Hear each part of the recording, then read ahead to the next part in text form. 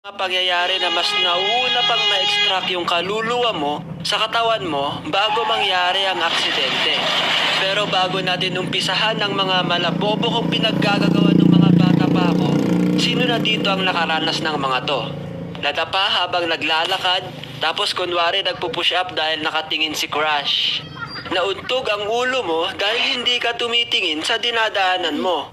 O kaya nauntog ka dahil matangkad ka. Nauntog ang daliri ng paa mo sa paa ng lamesa.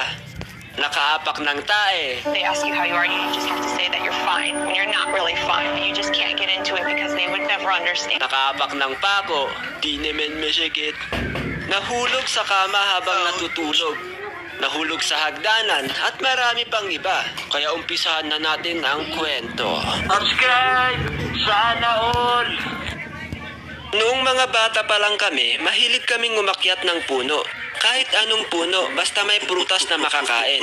One time, kasama ko yung tropa ko. Pumunta kami sa bahay ng isa pa naming tropa para kumuha ng bayabas. Pagdating namin doon, agad-agad kaming umakyat na 3 sa puno. Habang sarap na sarap kami sa pagkuha ng bayabas, may naririnig kaming kakaibang tunog.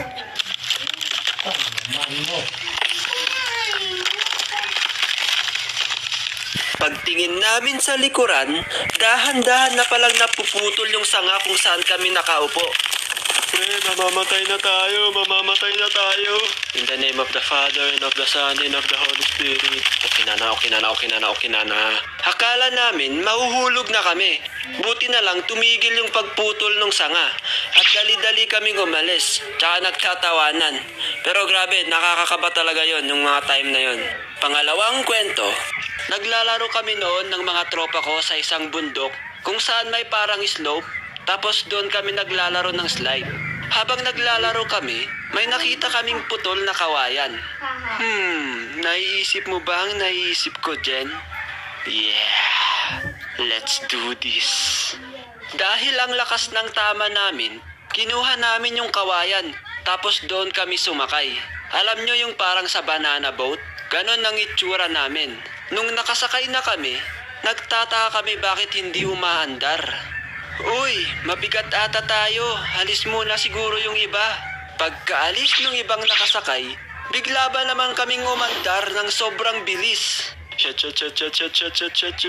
Uy, Jen, mamamatay na tayo. Mama!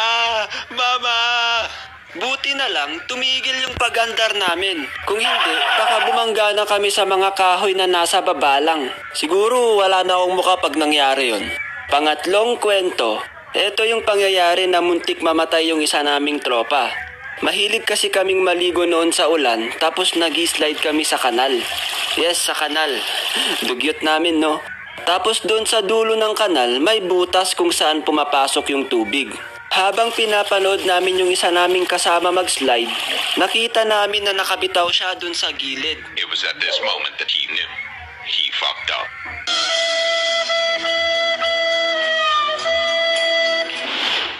Kailangan kasi namin kumapit dun sa gilid para matigil yung pag-slide namin. Dahil kung hindi, masushoot kami dun sa dulo kung saan may butas.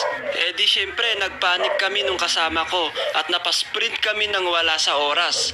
Pumunta kami sa dulo para saluhin yung isa naming tropa. At ayun, buti mabilis kami at nasagip namin siya. Pagkatapos nung nangyari, nagtatawanan na lang kami nung kasama ko. Habang yung isa naming kasama ay tulala sa nangyari. You just can't get into it because they would never. Kaapat na kwento. Kasama ko noon yung pinsan ko, inutusan kami ng auntie ko na kumuha ng bulaklak doon sa bahay ng isa naming auntie. Habang naglalakad kami, may dumaan na pick-up truck. Tapos sinabi nung pinsan ko na, "Uy Jen, sabit tayo doon sa pick-up truck." "Uy, sige, tara." So hinabol namin yung pick-up truck, tapos sumabit kami. Nung malapit na kami sa destinasyon namin, sinabi ng pinsan ko na, "Uy, bitaw na."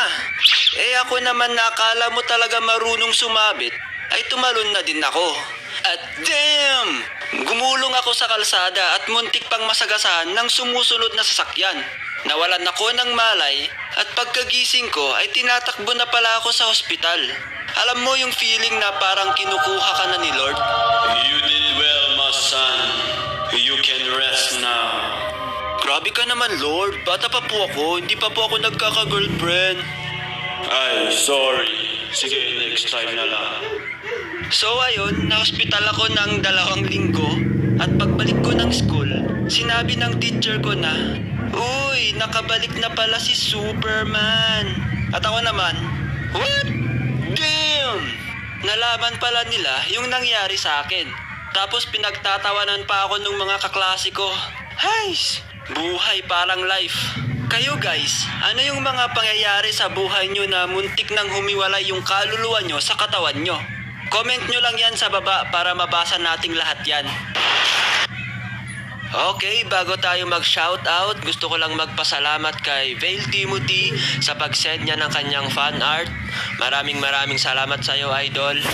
Okay, shoutout kay Chris Bulay, Fads Irabani, Betty Ogos, Lance PH, Naldong TV, Nico Animation, Drebs, Mike Harry, Ralph Munar, Ray Endozo, G Melina Boys, Flash Gaming PH, I James TV, Aslane Ashley, Alexis Rabino, Ikong, Vale Vlogs, Anime Channel, Herbert Basiaw, at kay Gacha Game.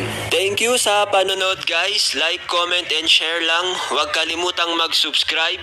Kita-kits tayo sa next video.